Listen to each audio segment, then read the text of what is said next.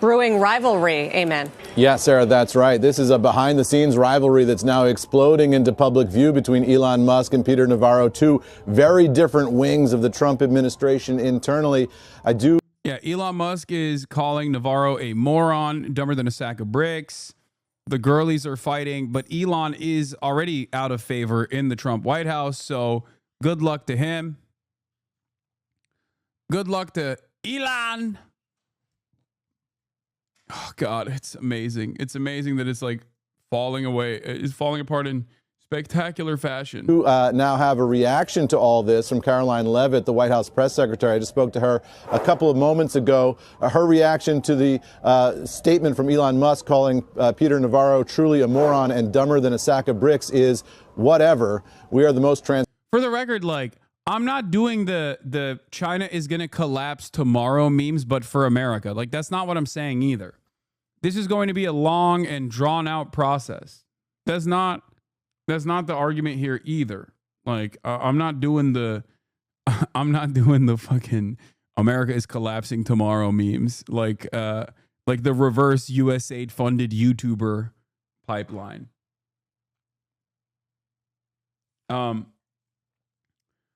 I do, however, think that there is some comparisons between the USSR and the collapse of the USSR and the collapse of American empire a little bit. It is also a self-inflicted wound, accelerated by outside forces, certainly in the case of USSR, and in our circumstance, the outside forces are not outside forces at all, but internal forces, something that we have actually worked at the behest of, our government has worked at the behest of, which is capital interests. Unchecked power for capital owners have caused unlimited greed, has destroyed American manufacturing capabilities and labor power. Labor power is supposed to breathe life back into the welfare state that breathes life back into the capitalist system and offers it a lifeline. The contradictions become too severe to ignore, and America starts recognizing that they've lost the plot over the course of the past couple of decades, where a command economy can come in and absolutely dominate them in the global marketplace, develop themselves, and become a competent, competitive superpower. And now they are trying to stop the bleeding to the best of their ability. But because of our endless greed and because of our defense of capitalism and our interest in the maintenance of capitalism, we do not have the tools to actually fight back against this. We do not have the tools to rather rebuild the system.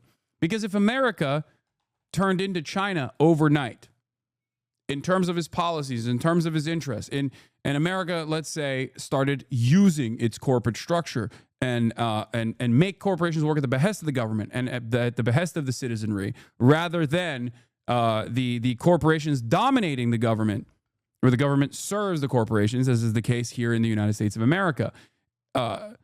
Maybe then, in the next decade, America could become a more competitive country and potentially put like 50 to 100 extra years on its global dominance, right? But they're not doing that because the only tool we have is a hammer. And if the only tool you have is a hammer, you're going to break stuff. And that's precisely what Donald Trump is doing right now.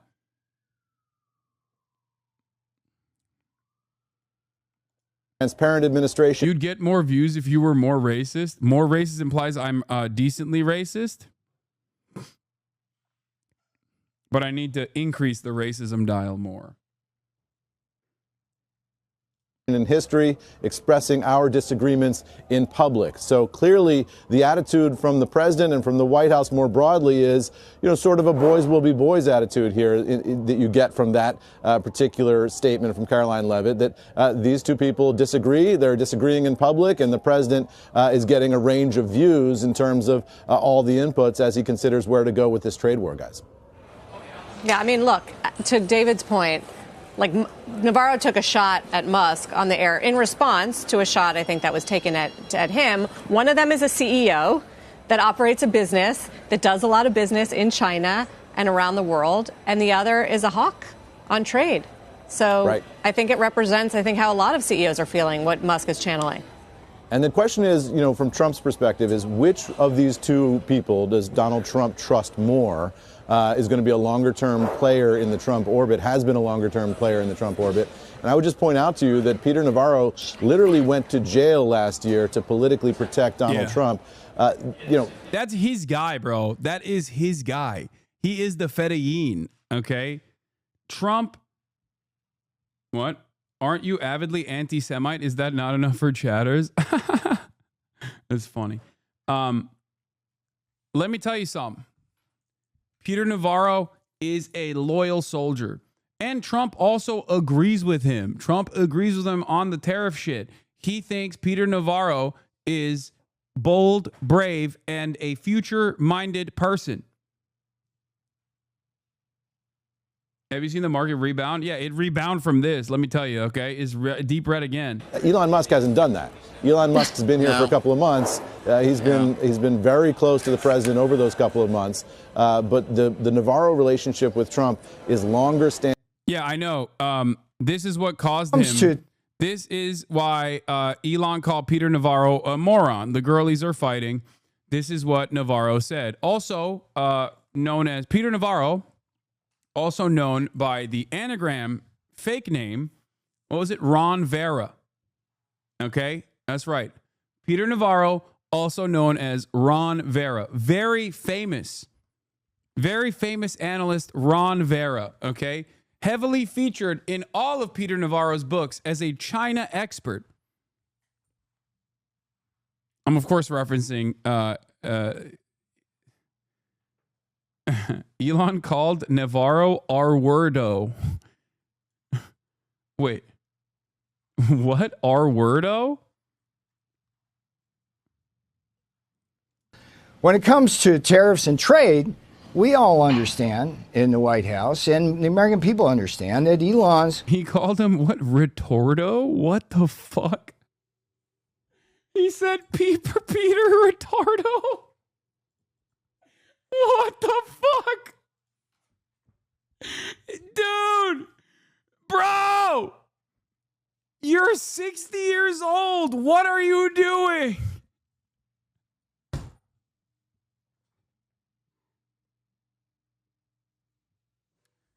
This is the wealthiest man, one of the most powerful individuals on the planet, dude. Holy moly. Holy Toledo. Yeah.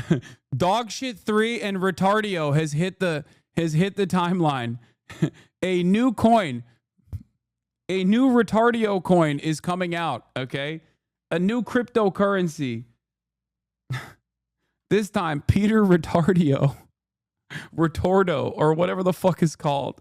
This is so ridiculous, dude. a car manufacturer, but he's not a car manufacturer. He's a car assembler in many cases. If you go to his Texas plant, a good part of the engines that he gets, which in the EV case is the batteries, come from Japan and come from China. The electronics.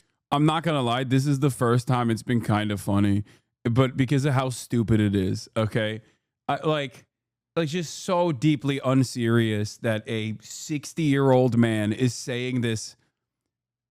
That's crazy. That's like, what are we doing?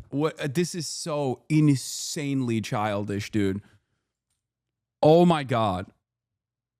The most powerful man in the world who can't get past Act 1 in Path of Exile 2 and must pay a Chinese peasant.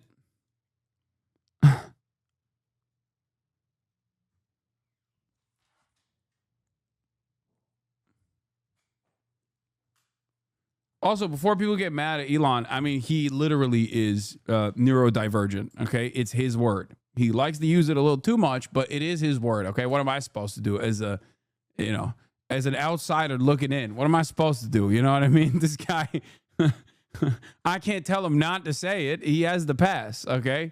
Come from Taiwan. The tires come.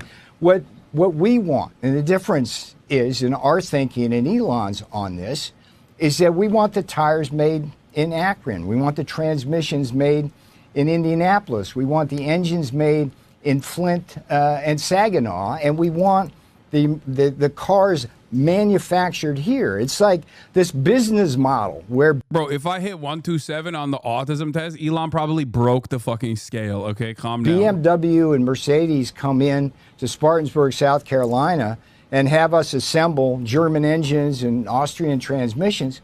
That doesn't work for America. It's bad for our economics. It's bad for our national security. We want them to come here. And with Elon, it's fine. He's a car man. He's a car person. That's what he does. And he wants the cheap foreign parts, and we understand that. But we want him home. We want him home Peter, you for our national security and economic security. You just said he's never been actually diagnosed. His mother just said he was autistic and everyone believes her. Brother. Come on. Are we really doing this right now? Like you're disputing whether or not Elon Musk is autistic. This is the level that we got to. Like, I get it. A lot of chatters are neurodivergent, autistic themselves. They don't want to have that brand association with Elon Musk. I get it. Okay. Totally understand why you would be fighting this battle, but this is a lost battle. Okay. It's one of those things where it's like, it's not. You can keep trying to fight on that hill, but it's not worth dying on that hill. My man is omega autistic, okay? He is very, very neurodivergent. Like you can't act in that way. Like he's not Sheldon, okay? He is not capable of behaving in that way as in a fake fashion.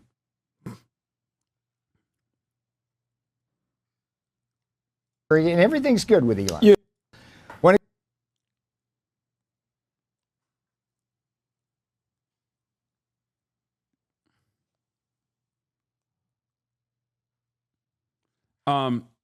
He's also sociopathic on top of that, certainly, but he's to say that he's not like neurodivergent is crazy.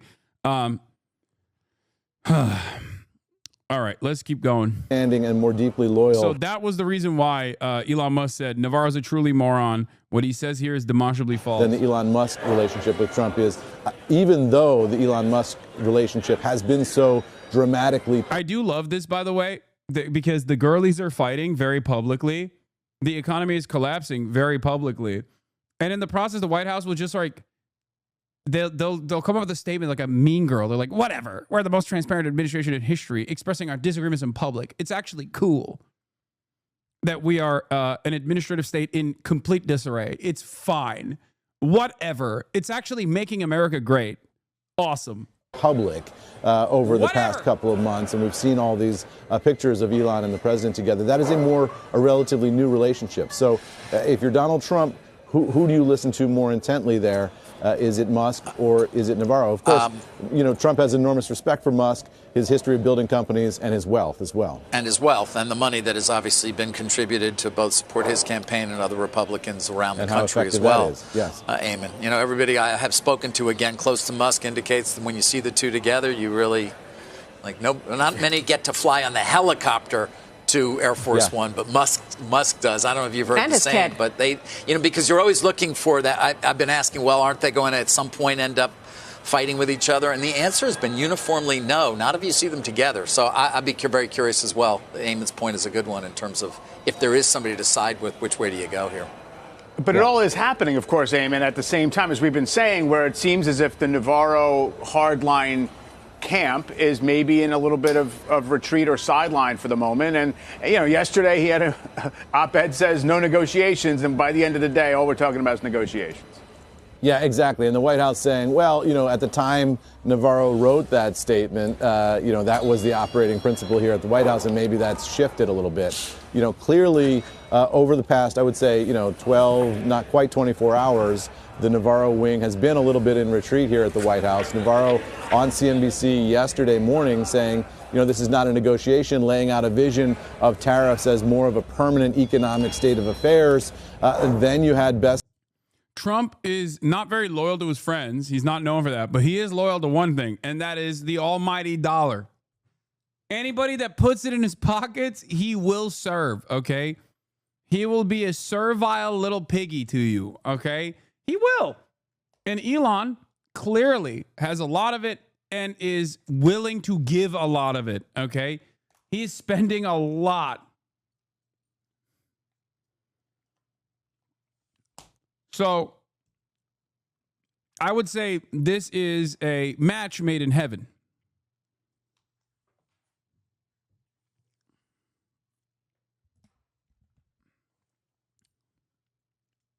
That's the only thing that's kept him around, regardless of his major L's here. The Treasury Secretary putting out this statement that he was negotiating with the Chinese at the president's direction, indicating that it very much is a negotiation. And the president sort of waffling on all this in the Oval Office, saying, you know what, it can be both. It can be both a negotiation and a permanent state of affairs. And so I think this goes back to, this discussion last week in the market of, whether or not April 2nd would be a clearing event for the markets and we would now get certainty. Clearly this is going to be an ongoing process. There are going to be negotiations. There are going to be levers pulled by this White House. Things are going to fluctuate up and down. And that will, my guess is, just my analysis and nothing more than that, is that will last throughout the president's term, because the president likes tariffs. He likes the unilateral control. He likes the ability of the tariffs to force countries and companies to come to the Oval Office and offer him deals. You heard Scott Besson talking about, we'll see what these other countries have to offer. The president sees that as him being in the driver's seat economically and then being able to carve out a deal in each case that's best for American workers. And they're very much focused here on workers, not on markets. Well, they are being transparent, even when they're fighting, to Levitt's point. That's happening. More palace intrigue, I guess. Thank you, Eamon. Eamon Jabbers. You bet. I think one of the funniest parts about this, by the way, within the conservative media sphere, is that the more these guys hit this note, the more they make the economy scream, the more Fox News and all of the adjacent, independent right-wing content creators as well that get their notes from the admin, that try to run defense for the admin, focus on random irrelevant shit like trans people. Okay? I think it will get to a point where even the dumbest of our citizens will start recognizing that maybe it's not time to talk about trans people. Okay? Maybe it's time to talk about the economy a little bit and how much their 401ks have gotten punished in the process, or what will happen to prices due to the ways in which this administration is moving, due to the fucking tariffs that they're slapping onto everything. Okay?